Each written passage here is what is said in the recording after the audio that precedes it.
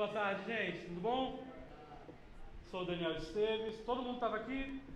Sexta. Quem não estava sexta? Bem-vindos. Eu sou o Daniel Esteves. Faço parte do time da base no Espírito Santo, mas estou morando em Jundiaí há pouco menos de um ano. Estou muito feliz de estar aqui novamente compartilhando a mensagem. Eu quero conversar com vocês sobre fim dos tempos e hospitalidade. Queria que você abrisse comigo 1 Pedro, capítulo 4.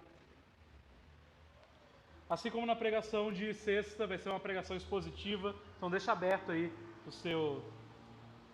sua Bíblia.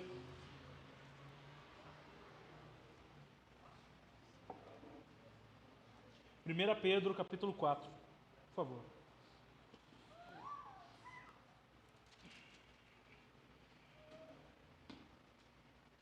O tema, Paracletos, Espírito Santo, e o que faz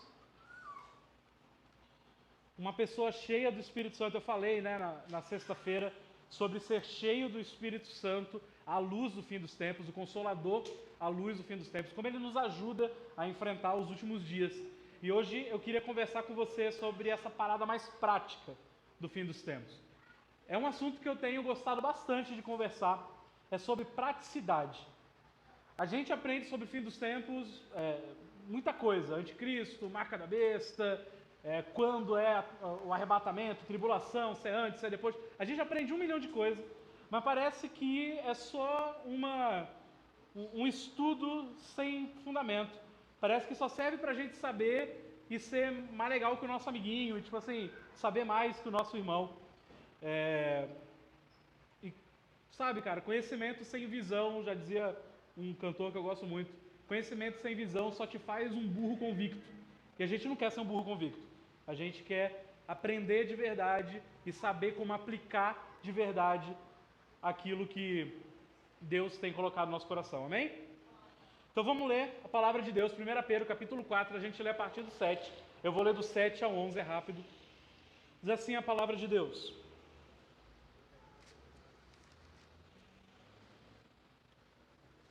o fim de todas as coisas está próximo.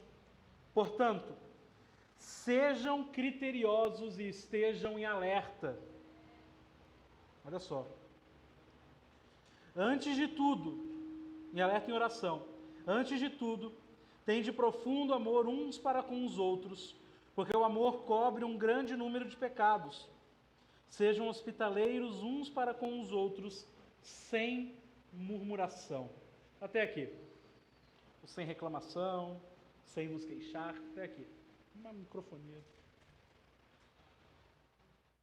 Até aqui. Amém? Quando a gente fala sobre fim dos tempos, é um assunto muito recorrente e que tem desde o começo das Escrituras. A gente vê, por exemplo, em Mateus 24, os discípulos de Jesus perguntando: Senhor, quando que vai acontecer o fim dos tempos? É um assunto que não é de hoje, não é só porque Israel está em guerra, não é só porque a gente passou por uma pandemia que o fim dos tempos está à tona. É desde os tempos bíblicos. E quando Pedro vai falar com os seus, ele já começa falando: o fim de todas as coisas está próximo. Olha só. Desde os tempos antigos, as pessoas têm essa tendência de se deixar levar pelas loucuras e fantasias quando a gente aborda o fim dos tempos. Quando a gente discute, irmãos, quando a gente discute questões relacionadas à salvação, quando a gente discute questões relacionadas à cristologia dentro da teologia, quando a gente discute questões sobre igreja, sobre Espírito Santo, parece que a gente tende a ser mais sóbrio. Parece que as discussões sobre esses temas, elas são discussões normais. Cara, o que você acha sobre batismo? O que você acha sobre igreja? O que você acha sobre Espírito Santo? Lógico, a gente está numa era meio polarizada. Mas parece que a gente tende a ser mais sóbrio e até olhar para a Bíblia, por incrível que pareça, quando essa é a discussão. Mas parece que quando a gente fala sobre escatologia, sobre fim dos tempos, parece que a gente chuta o balde, parece que Deus permite que a gente chute o balde da compreensão bíblica. Parece que a gente adentra numa toca de coelho, como se a gente estivesse no País das Maravilhas. É o meu aqui? Parece que a gente está no país das maravilhas e a gente se dá liberdade de imaginar as maiores fantasias onde tudo pode acontecer. Quando a gente conversa sobre igreja, a gente entra nesse lugar de tipo, cara, pô, o que a Bíblia fala sobre igreja? Como se reuniam os irmãos da igreja primitiva? Quando a gente fala sobre batismo, a gente fala, independente se você crê que batiza criança ou não batiza criança, batiza 2 vezes, não batiza, a gente sempre tende a, cara, mas, pô, batiza criança por causa da circuncisão. Não, mas não precisa ter tanto tempo de convertido para batizar, porque, né, pô, se tem água aí, o que te impede? A gente sempre trabalha com Bíblia. Mas no fim dos tempos, não. No fim dos tempos você fala, cara, eu acho. É sempre um grande eu acho. Parece que a Bíblia sempre é um problema. E, gente, será que Deus, o Senhor, ele simplesmente chutaria o balde nesse momento tão crucial da história e deixaria a gente imaginar toda essa loucura? Quando a gente vai conversar com um recém-convertido, a gente tem uma coisa muito engraçada. A gente dá o livro para o recém-convertido e a gente fala assim, meu irmão, começa a ler da metade, na metade você pula para o começo e no final você nem lê. Que livro que a gente vai na Saraiva e a gente pega, tipo, sei lá, os irmãos aqui já estão habituados que eu gosto do Senhor dos Anéis. E aí a gente vai pegar ali o Hobbit e aí eu falo, Derek, lê da metade, na metade você vai pro começo e no final, brother, você nem lê, velho. Que é muito difícil. Quem faz isso, gente? Só a gente mesmo que tem a palavra de Deus e a gente ainda quer botar ordem como ler ela. Né? Só a gente que é maluco. Gente, isso não é verdade. Deus, ele não trata a palavra dele dessa forma. A gente não pode chutar o balde quando o assunto é fim dos tempos e falar, cara, eu acho e não é importante e, cara, não faz sentido. Não. E isso não é uma característica da Imago Dei, não é uma característica da base, não é uma característica de 2023. Isso já desde os tempos do apóstolo Pedro. A gente já vê que o grande conselho dele no começo é: o fim de todas as coisas está próximo. Portanto, sejam sóbrios. Olha só, gente. A igreja dos últimos dias, que é uma igreja cheia do Espírito Santo, é uma igreja equilibrada, sóbria. Olha só.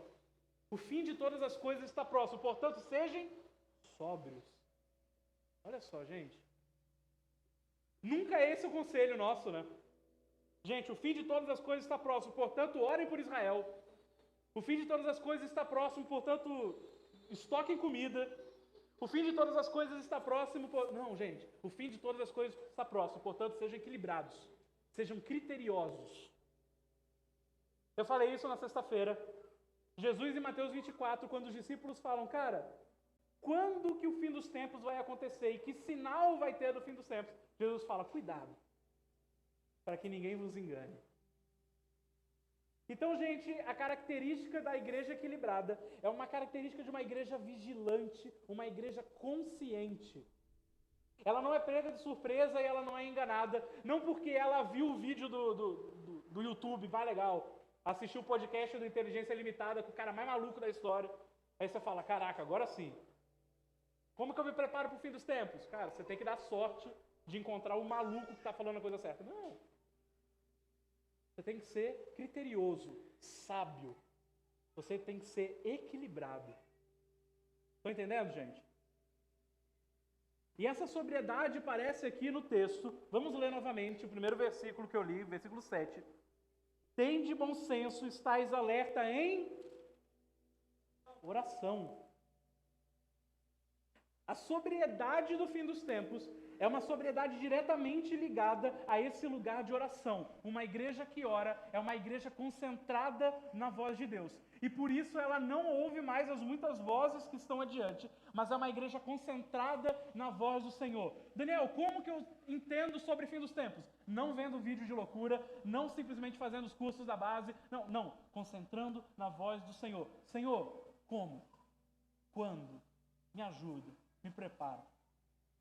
Uma igreja que está em constante oração é uma igreja sóbria. É uma igreja que consegue não ouvir as muitas vozes do mundo, mas que se concentra unicamente na voz de Deus, nesse lugar de oração. Sobriedade está completamente ligado à oração. Uma igreja que sabe o que ora é uma igreja que sabe colaborar de forma específica para o desenrolar do plano divino nos últimos dias. Então, como eu falei na sexta-feira, quando você ora, você agora se torna participante daquilo que Deus tem para os últimos dias. Daniel, como assim? Cara, se Deus disse que vai voltar em glória, então agora a gente ora, se concentrando na palavra dele, falando, Senhor, vem em glória como o Senhor prometeu. E aí pronto, e aí você já não é mais enganado por um maluco que está falando que Jesus vai vir de tal jeito. Porque agora você se torna uma igreja, ou pelo menos você caminha os passos de uma igreja vigilante e equilibrada. Quantas vezes a gente já ouviu as maiores loucuras sobre o fim dos tempos? Que a marca da besta é um chip, é o CPF, é o cartão de crédito, é o Pix, sabe? Tipo assim, tem tanta maluquice sobre o fim dos tempos. Quando a gente olha para a palavra de Deus, a gente fala, cara, durante as trombetas, gafanhotos vão atacar os humanos na terra, menos aqueles que têm a marca de Deus. E em vez da gente ficar, caraca, o que é a marca da besta? Uma igreja equilibrada é aquela que ora e fala, Senhor, me dá a marca de Deus. É muito mais fácil, né, gente? Não é maluquice, né, Rô? Isso é uma igreja equilibrada, vigilante em oração. Uma igreja sóbria é uma igreja ponderada em tempos de polarização. Quando muitos são cooptados por paixões ideológicas e paixões políticas, a igreja equilibrada é aquela que não se vende não se adequa a uma agenda e não perde a sua voz profética por ter sido comprada por uma ideologia. Uma igreja equilibrada no fim dos tempos é quando o anticristo se levanta, quando ideologias se levantam, quando pessoas se levantam contra o povo de Deus, como a gente está vendo na televisão. É uma igreja que não se dobra e não perde sua voz. Por quê? Porque é uma igreja que sempre continuou em constância e ouvindo a voz de Deus. Daniel, o que você acha sobre político tal? Eu acho que Jesus vai voltar e vai governar sobre toda a terra, independente de quem vai ganhar. O que você acha sobre a guerra de Israel e sobre o Hamas? E o que Israel faz com a Palestina? Eu acho que Deus vai vir vingar o seu povo. E quando ele vir, não vai mais ter guerra. Uma igreja ponderada, gente, que não se vende a ideologias, não se vende a polarização. Eu vou falar um pouco sobre isso daqui a pouco também. Amém? Estão comigo? Outro ponto crucial de uma igreja que caminha nesse lugar. Vamos continuar lendo o texto. Versículo 8. Diz assim, antes de tudo, tende profundo amor uns para com os outros, porque o amor cobre grande número de pecados. Eu gostaria de enfatizar aqui para vocês esse aspecto chamado amor. Na verdade, o amor ele não é simplesmente uma característica, mas o apóstolo Pedro ele está falando assim, antes de tudo. O amor, gente, não é só uma característica, mas é um ponto primordial da igreja dos últimos dias. Uma igreja que tem o Espírito Santo como seu companheiro é uma igreja que ama. Não é apenas central, mas é a primeira coisa. É de onde todas as virtudes convêm. Porque, irmão, de verdade, é muito legal tudo que aconteceu aqui, com o Zé tocando, com o Ramon orando. É muito bacana quando a gente cai no chão e a gente chora. É muito bacana quando a gente ora em línguas. Mas você sabe, né? Se não tiver amor, é só como um sino que balança noite e dia, não tem valor algum. De coração mesmo para você. Sem o amor, gente, nenhuma dessas outras virtudes faz sentido. O amor é essa fonte que sustenta as nossas ações. Imagina comigo, meu irmão, numa fase tão crucial da história, onde pai mata filho e filho mata pai, onde irmãos se denunciam entre si, numa fase crucial, onde guerras estão colapsando em todo o mundo. A igreja que permanece até o fim é a igreja centrada no amor. Se tem um pai matando um filho, aqui tem um irmão amando o outro. Isso é ser contramão. Uma igreja que está sustentada nesse lugar. Porque, gente, Deus é amor. Então, se eu me concentro na figura de Deus como o amor, em tempos de tremores do fim, Em tempo em que parece que o mundo vai se abalar nesses terremotos que vão acontecer. Parece que o amor é essa rocha inabalável chamada Jesus Cristo, que testemunha a fidelidade de Deus e a sua perseverança por meio do próprio Filho. O amor de Deus revelado em Jesus é o amor que vai nos capacitar a enfrentar os terremotos espirituais e sociais que ocorrerão nos últimos dias. É de extrema importância, meu irmão, que assim como Jesus ressalta nas cartas de Apocalipse, direcionada à igreja dos últimos dias, que a gente volte ao primeiro amor. Uma igreja que tem o Espírito Santo como seu consolador é uma igreja que ama e que retorna a esse primeiro amor. Sem o amor, um amor consciente e constante, não existe a possibilidade de a gente atravessar os tempos turbulentos do fim. Daniel, como é que vai ser a grande tribulação? Meu irmão, tomara que com muito amor conosco. Daniel, mas se eu não posso comprar e nem vender, tudo bem. Na minha casa existe amor e a gente compartilha o pão. Mas se tem pessoas matando umas às outras, tudo bem. Na minha casa existe amor. Você é bem-vindo nesse lugar. Olha que lindo, gente. Uma igreja preparada para os últimos dias é uma igreja que ama. Sem amor, a gente não consegue atravessar os tremores do fim.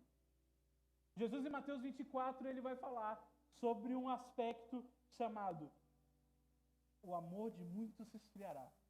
Você lembra disso? Devido ao aumento da iniquidade, devido ao aumento da maldade, o amor vai se esfriar. E já é clichê falar que não, vai se esfriar de todos, mas não, vai se esfriar de muitos, mas não de todos, eu sei.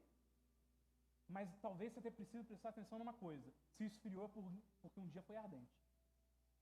E se foi ardente, talvez a gente está aqui em Mateus 24. Então talvez a gente tenha que tomar cuidado.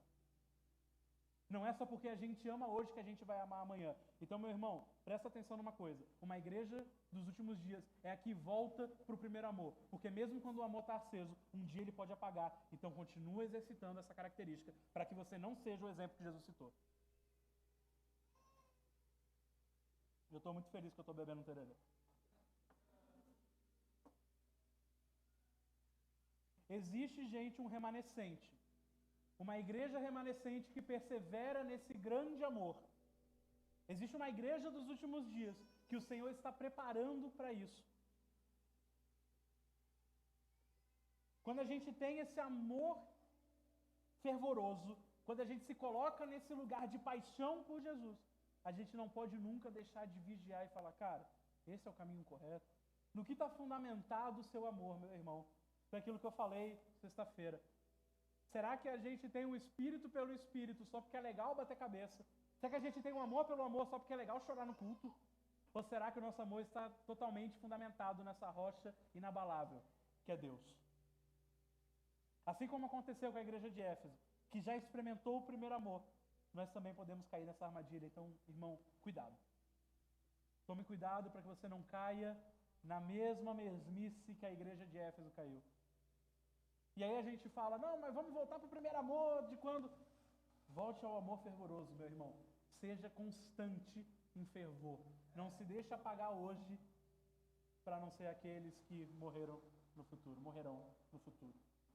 Busquem aprofundar o seu relacionamento com Deus e com o seu próximo, permitindo que o amor seja a essência das suas ações.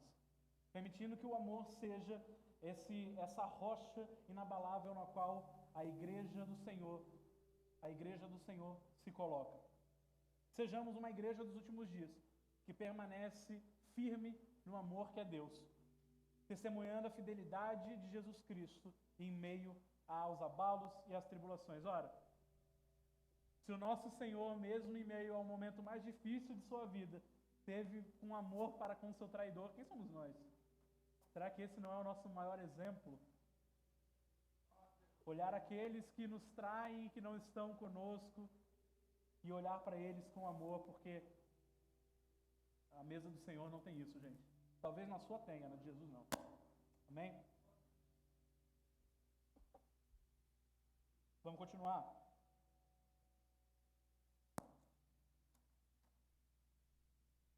Verso 9.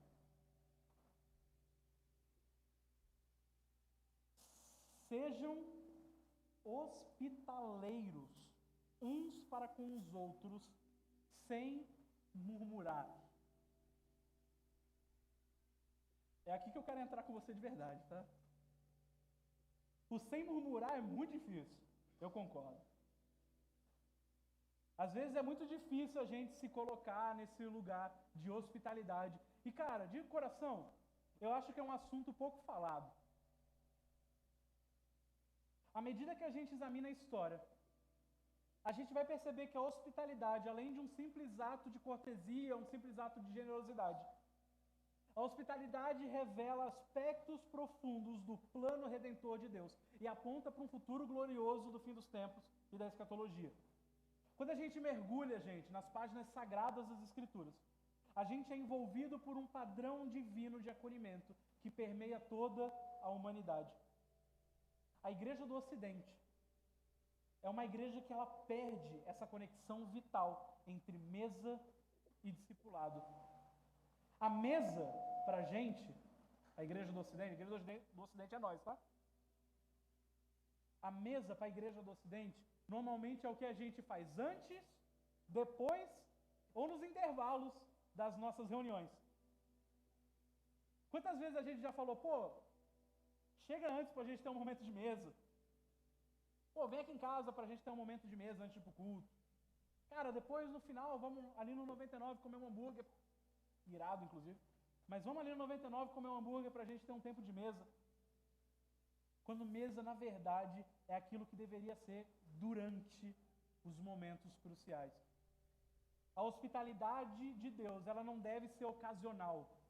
Se por acaso chegar mais cedo, por acaso tem momento de mesa, por acaso tem discípulo. Não. Deve ser parte essencial. A gente serve a um Deus de hospitalidade integral. Então a gente não pode ser ocasional. A gente precisa ter isso como essencial na nossa vida. Daniel, como assim a gente serve a um Deus de hospitalidade integral? Olha só. A gente habita numa terra que Deus criou. Ele nos supre com fôlego de vida que Ele sopra em nós. Ele nos dá, tá no Pai Nosso, o pão de cada dia. Ele nos dá as roupas que a gente veste. Deus é totalmente hospitaleiro para com todos os seres humanos, do justo ao injusto. Mesmo no pior momento da humanidade, quando Deus ele ia ter com os seus, lá Adão e Eva no começo, após a queda, mesmo assim Deus ele demonstra hospitalidade, porque quando Adão e Eva estão nus, Deus com suas próprias mãos tece roupas para eles. Olha que lindo, cara. Quando o povo hebreu se prostitui com ídolos recém-criados, Deus ele está no Sinai assentado, compartilhando com seus líderes a lei. Olha que lindo. Imagina você olhar para uma realidade de algum amigo que você considera muito, e esse amigo, cara, pisa na bola com você, vai. E mesmo assim você fala, cara, vamos lá em casa comer uma parada. Cara, você está precisando de alguma coisa. Deus fez isso. Quando a gente criou ídolos, Ele nos discipulou. Quando a gente pecou contra Ele e desobedeceu, Ele nos deu roupa. Então por que a gente não faz o mesmo, gente? Não existe desculpa para a gente não ser como Deus é conosco. A gente deve refletir essa hospitalidade de Deus Pai, a fim de estarmos preparados para o dia que Deus vai estar no nosso meio. Como é que a gente quer receber Deus, gente? No nosso dia a dia, se a gente não recebe nem o nosso próximo em casa. Como é que a gente cara? As pessoas que vêm aqui e cantam, Maranata, vem Senhor Jesus, se a gente fala, pô, meu amigo, não dá hoje não. Olha que estranho isso. Para Deus é vem, para o meu amigo é vai embora. Eu acho que tem alguma coisa de errado, cara. De coração. O que resta para os irmãos que às vezes estão chegando e, sabe, não estão tão habituados à nossa panelinha, a não ser exclusão, né? Deus faria isso com eles. E talvez você esteja pensando assim, não, Dani, pô, nada a ver, eu nunca mandei ninguém embora.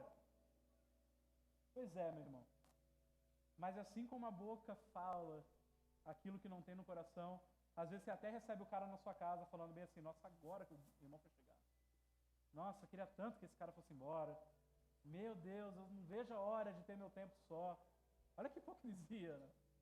Imagina se Deus falasse, não, não, vai, fica aí, pode habitar na terra. Ai, cara, por que eu fui criar os caras? Meu irmão. Assim como você pode honrar Deus com seus lábios e o seu coração está distante dele, você pode não desonrar o seu irmão com palavras, mas pode menosprezá-lo no coração. Não faz parte da minha panela, né? Então não é tão importante assim. Isso acontece quando você acha que alguém não é digno do seu tempo. Isso acontece toda vez que você exerce hospitalidade esperando receber algo em troca. Não, eu vou chamar o Derek para o hambúrguer porque ele vai me dar tererê para tomar. Uma troca boa, tá vendo?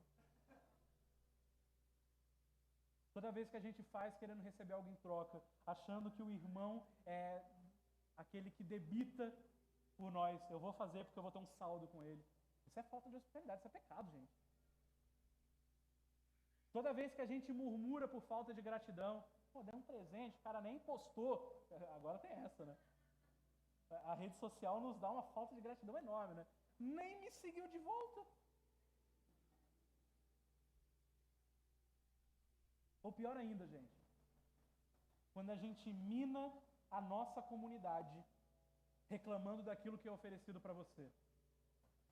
Aquele café lá da Imagodei na conferência. Cheguei lá na igreja, maior calor, nem um ar-condicionado. Isso é falta de hospitalidade, meu irmão. Você está minando sua igreja. E talvez você nem fale em público, mas aí você chega no seu próximo e fala, porra, caraca, bicho, aquele ar-condicionado. Eu vou, não, pois é. E aí já fala para outro, e fala para outro, e fala para outro. E o errado é pastor.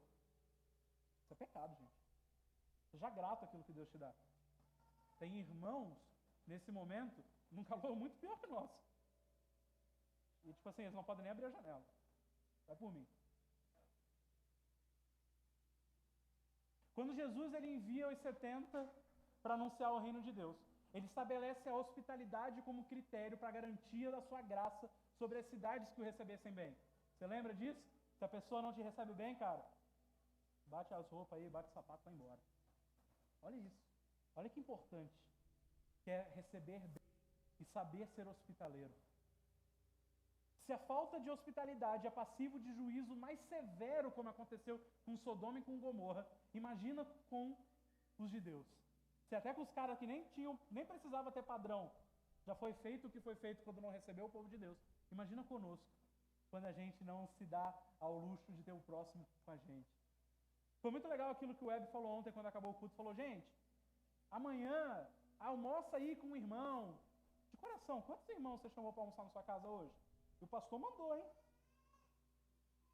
O pastor mandou.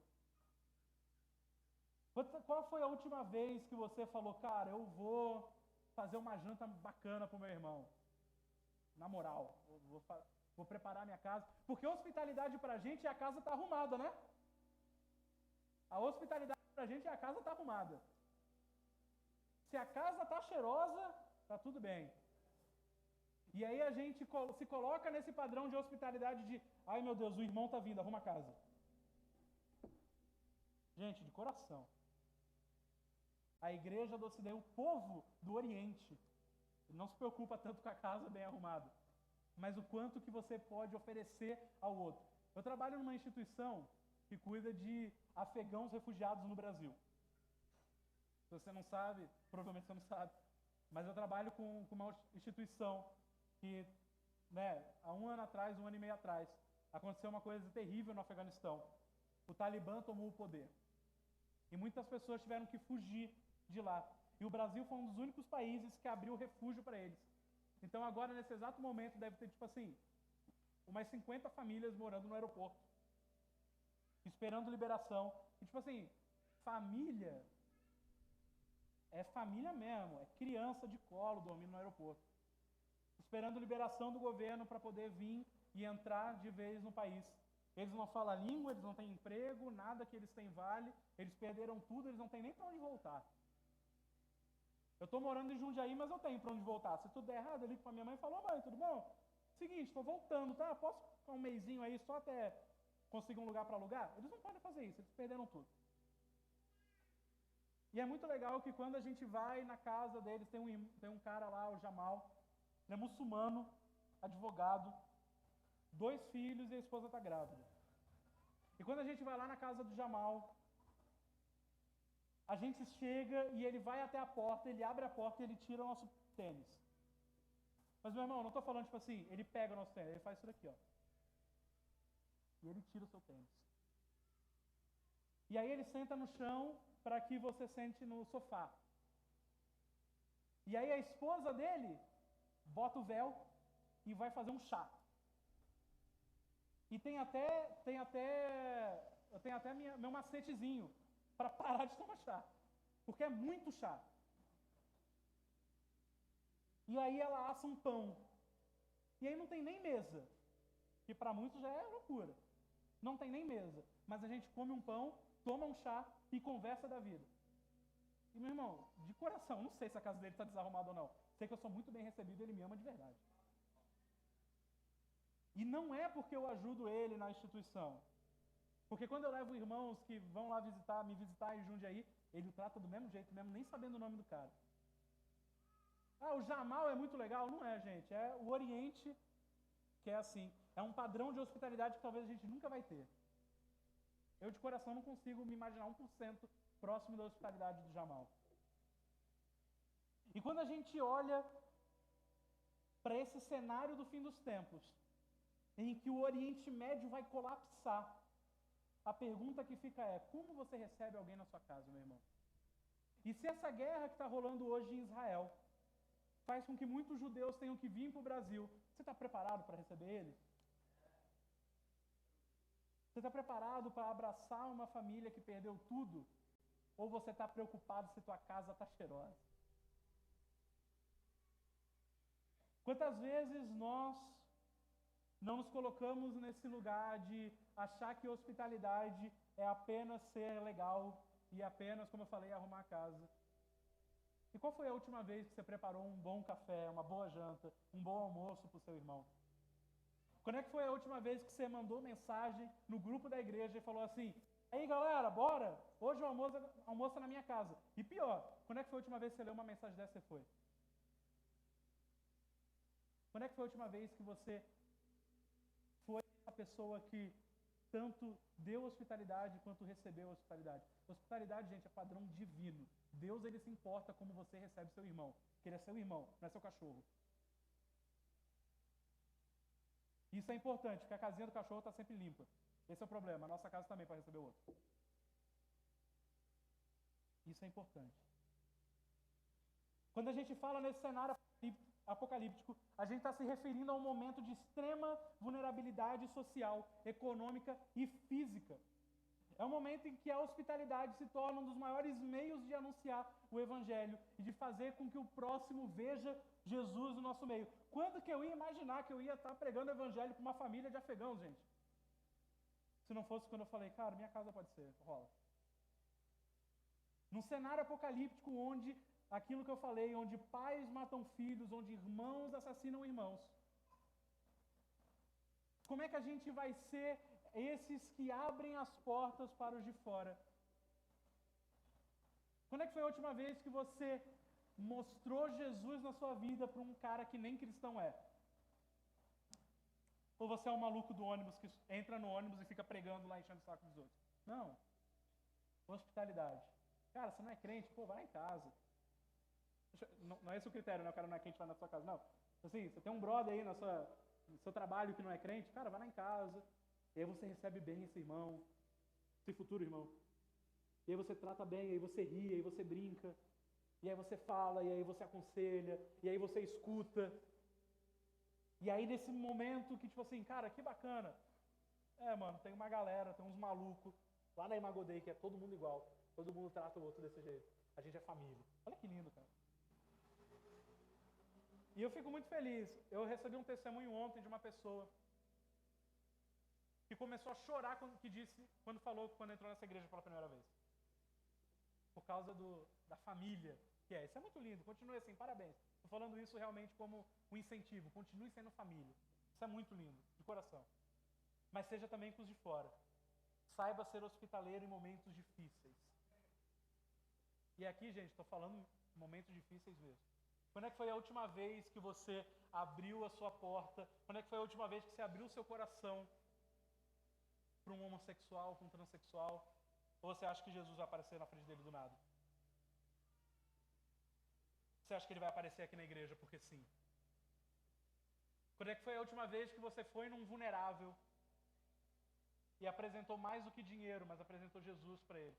Ou você acha que os vulneráveis vão chegar aqui do nada?